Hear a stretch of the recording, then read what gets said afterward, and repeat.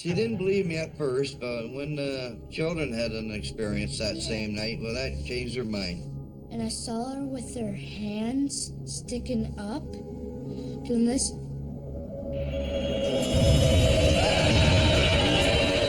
It was so real that I actually screamed, "Mom, what the heck are you doing here?" You could call it near hysterical, frantic, but that's how real it was.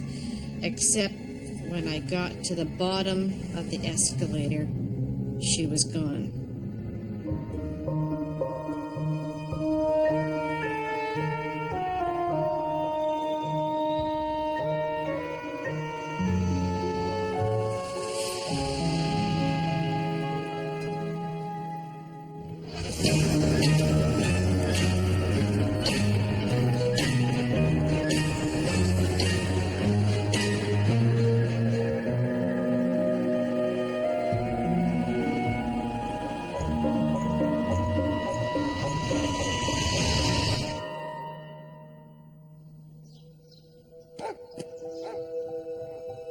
I had a real nice bringing up in the home. Mom was a lovely woman. She would like to do a lot of baking, cooking. She really loved her cleaning. She always believed in a clean home. She'd stick up for her children. If you had any problems, she'd be the first one there to help you out. And she was a wonderful mother.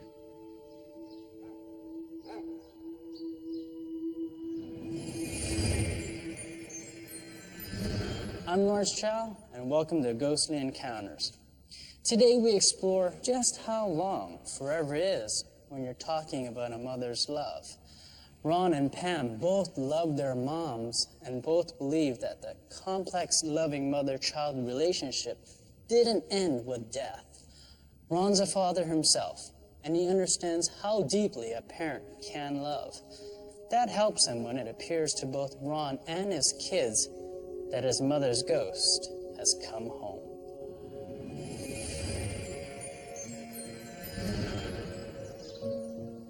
My mother, she was in a nursing home. Her body was physically finished, but her mind was very strong. She could talk and she could think. She was a very strong person in that way. And I promised my mother that as soon as we got a bigger home, she could come live with us. And the last word she said to me was, "I'll see you at the new home." I says, "That's right." So the wife and I, we went home. We got a call 3 o'clock in the morning from the hospital. Said, "You better come down." So we got there around 4:30. My mother had passed away. And I kind of figure, You cried? Well, I did my share of crying, yeah. Because Mom was my best friend.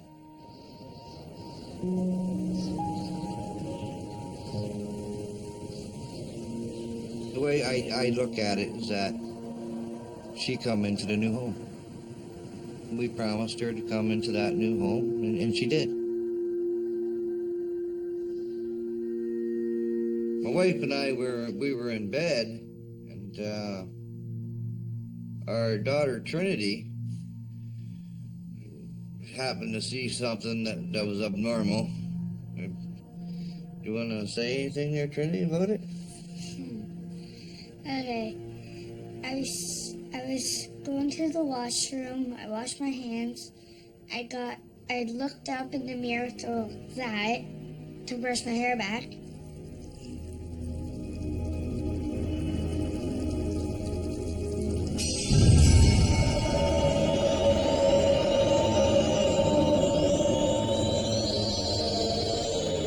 I didn't even see myself. I seen her, Nanny, and it started going. It was gone, but then when I looked up, I only seen half of my face, and then it went. It was scary. I'd seen her face going. was like that, and I was shaking to death. So I screamed for my dad,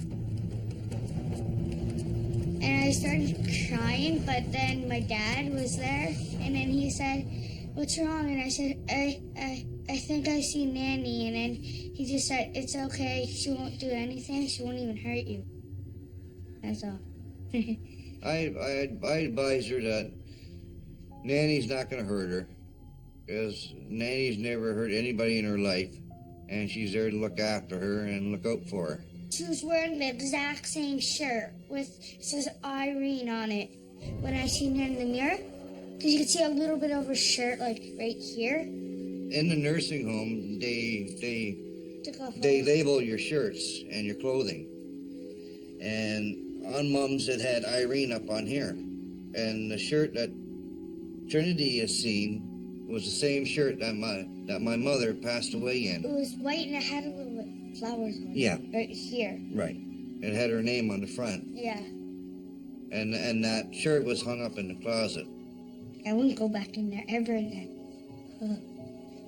My It's son scary. Kevin had an instance. He also went into the bathroom and had something strange happen to him. You want to tell him about it, Kevin? Yeah, I went to the bathroom because I had stuff over my hands from supper, and then it was near bedtime, and then I just looked over to the shower, and then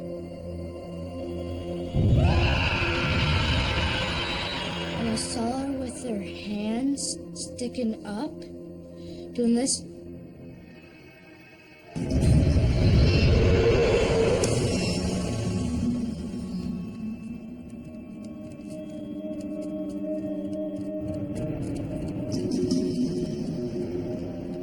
Just ran upstairs, and I was shaking my face, and my eyes were like wide, very wide.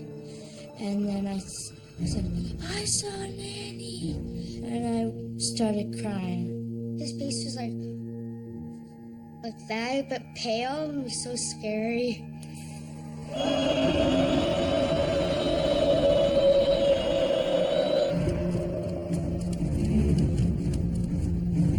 They never slept well after that. They get half-hour sleeps, sleep for an hour, then up again. It was never the same.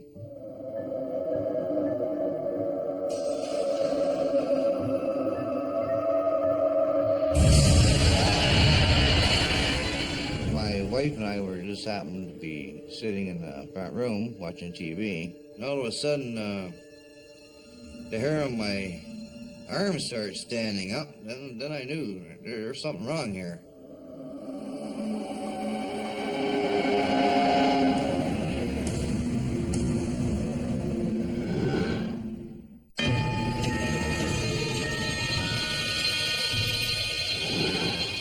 I promised her that she would come into her home, and she said her last words to me that she will be in that home. And I figured that's why she's there. Did you see her? I seen her in the kitchen.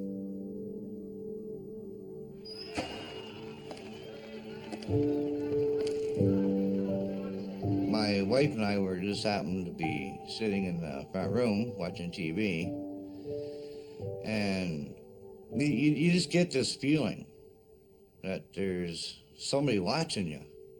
You know, it's hard to describe. And I started looking around the front room, and behind our front room is the kitchen. It's directly right behind us.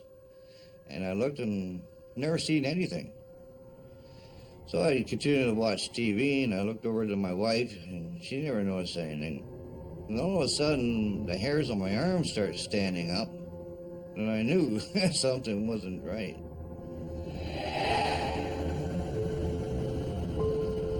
And I just happened to look back in towards the kitchen, and I happened to see my mother standing there. You could see it was a ghost. You could see right through her, but she was dressed normally like she was when she was at home all the time. And it was my mom. There's no question about it. Because she had her apron on, and she had the washcloth, and this is all she ever did when I lived at home. She was constantly cleaning, and she had the same apron on, the same one. There was no mistaking for it. You could see right through her. It was her figure.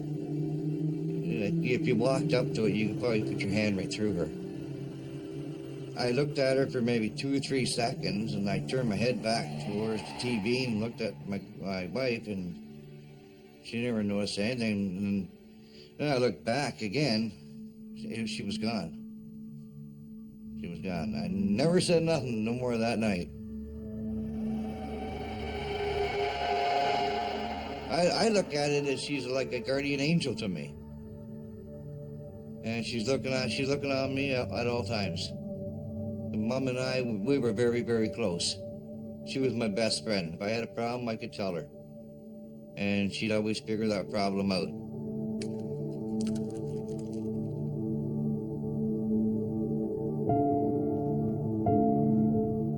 And if I had a problem in the house, I have a feeling she would have been there to help.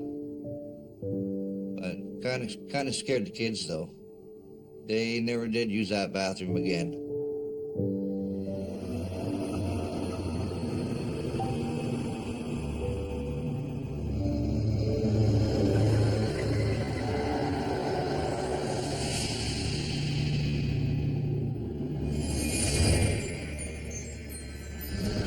Ron wanted to give his mother the love she'd given him. He promised her she'd live in his house one day, and he believes she came back to collect on that promise. Our historical expert tells me that claiming unfulfilled promises is a traditional element of many ghostly encounters. It's interesting that Irene's last words to her son were that she would one day live with him. Trinity saw her nanny in the mirror. Ghosts appearing as reflections are another classical belief. Mirrors are said to be borders between the real and the unreal. But some maternal bonds are more complicated than Ron and Irene's. Let's meet Pam and see what happens when her mother passes away. When I was living at home, she and I didn't really get along too well because I was always an independent type of a person. And I hate to say it, I guess being a mother, she felt she had to have some kind of control. And being independent, you like your own control. And it was kind of a off-on, I wouldn't say hate relationship, but love-dislike relationship. The sad part of it is when I moved out, we started to get close. It was wonderful. She actually apologized for the years she wasn't that nice to me.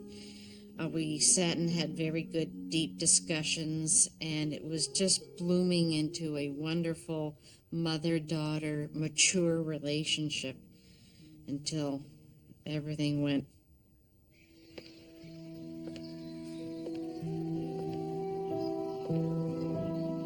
She was diagnosed with pancreatic cancer. And if you don't know anything about pancreatic cancer, you're in horrific pain. She was bedridden most of the time. The doctor had said to us, there's a chance she might survive. There's a chance the growth in her won't grow anymore. And if that be the case, who knows, she might live a little longer.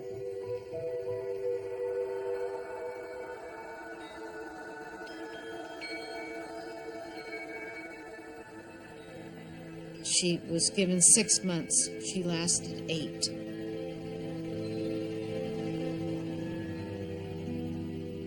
She passed away.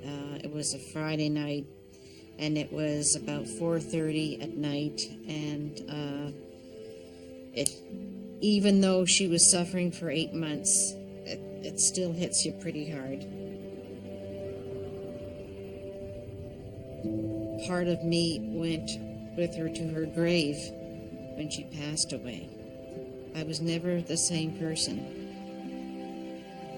I was known to be a very happy-go-lucky, always smiling, always laughing person. I'm not always happy-go-lucky, always smiling, always happy person anymore. A tremendous sadness came over me when my mom passed away. I don't know what made me look out the window to the sky as if I was wondering if she was up there or not yet. But I noticed there was a full moon. And I did it for 6 weeks every night. And there was a full moon every night for 6 weeks.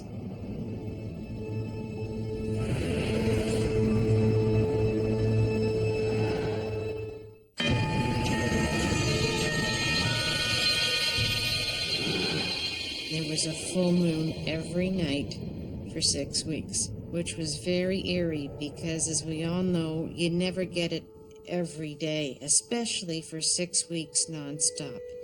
And every night, my older sister and I looked out the window and we were like, can you believe it? Maybe Mom is in the moon or so to speak, because nonstop for 6 weeks there was a full moon each night. We both saw it.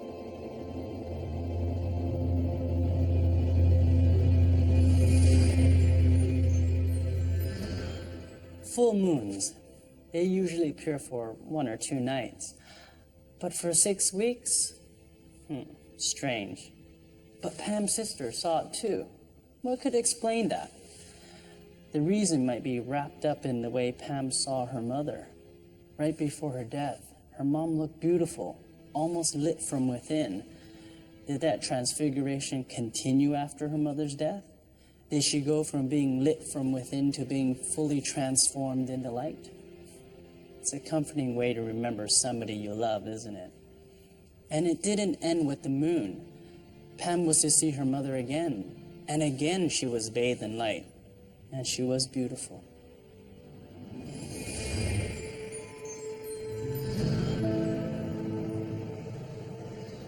Six months after my mother's death, I was working in a major department store.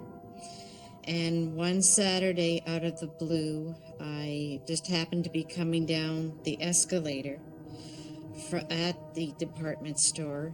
And lo and behold, at the bottom of the escalator, looking like she was shopping, was my mother.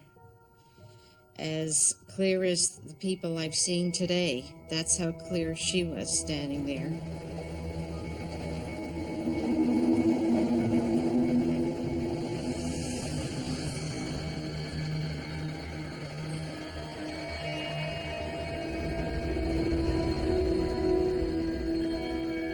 It was so real that I actually screamed, "Mom, what the heck are you doing here?"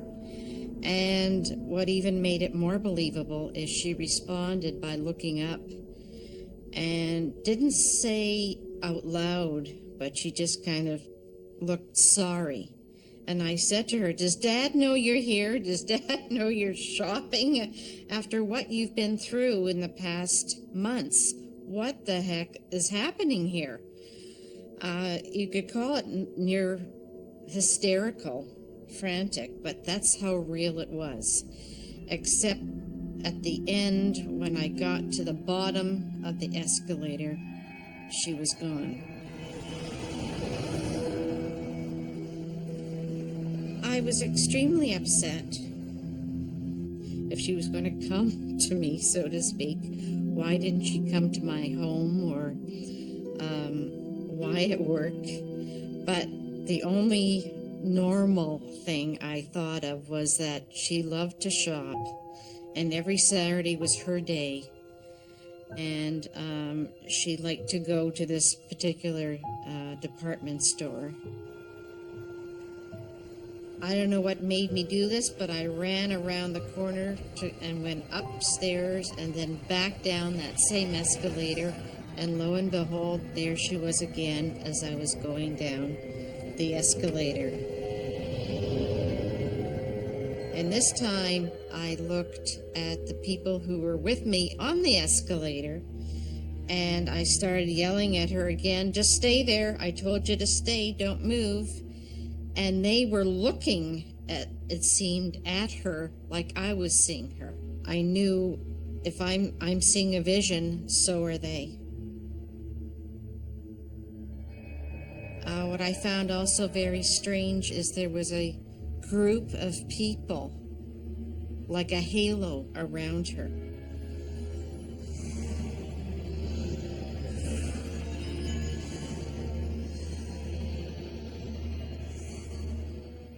Strangely enough, it actually looked like not floating, but that they were moving with her. When she moved, they moved. She was looking at me, they were looking at her. They never looked at me. They were always like watching over her. The reason I kind of put two and two together that they were either her guardians or ghosts like her was that when I was at the bottom of the escalator and she was gone, so were they. They disappeared when she did.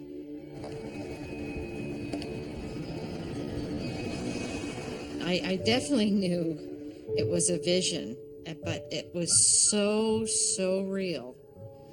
And so upsetting because I knew it was a vision. And here's another reason why I knew it was a vision. She had a fake fur coat that she had handed down to me, and I had thrown it out months before that. And she was wearing this particular coat that actually looked brand new. And she looked beautiful. She looked beautiful. It eased the pain seeing my mom. It made me think, okay, what is she trying to tell me? Or what was she trying to tell me? And it's like, hey, as you can see, I'm pretty good. I'm not in pain anymore, and I might be shopping, so to speak, wherever I am, and I just want you to see that. Like many women of her generation, Pam's mother was happy in that downtown Toronto store. The need to know her mom was okay may be why Pam saw her there, instead of in the house where she was in such pain. Ron's account places his mother back into her domain as well. Seeing his mother cook and clean the way she did while he was growing up brought back happy memories for Ron. No wonder his reaction was so calm. Not so for Trinity and Kevin. Their memories of her were less about cookies and more about illness. And both say they saw her ghost in a bathroom, a place where we expect privacy. It's not surprising that they were terrified under those circumstances. And yet, despite their fear, the kids know that Ron's mom loved them, just as Pam is sure of her mother's love. A love that they all believe is indeed forever. To this day, I think of her every day. I think of her every day. And I've been told by a grievance counselor, if you don't, a lot of the ghosts, so to speak, don't come, if they know that you are a non-believer. And this is why I have a funny feeling my mother never appeared before my dad, because my dad was a non-believer. Even though he loved ghost movies, he was totally a non-believer of spiritual things. So I've been told by people in this profession that you have to believe in it in order for them to make an appearance, so to speak. I never believed in ghosts. I never either. Until this point. I'm one of those persons, you have to see it to believe it. And I seen what I seen, and I believe in ghosts. Nobody's going to change my mind. I seen it. This high-flying real-life series will have you airborne. Can you get me an anxiety pill, please? On Airline. Then, let the games begin on Caesars 24/7, where the stakes are high and the bets are real. You took my money! Airline, followed by Caesars 24/7. Tuesdays starting at 10, only on Bio. True story.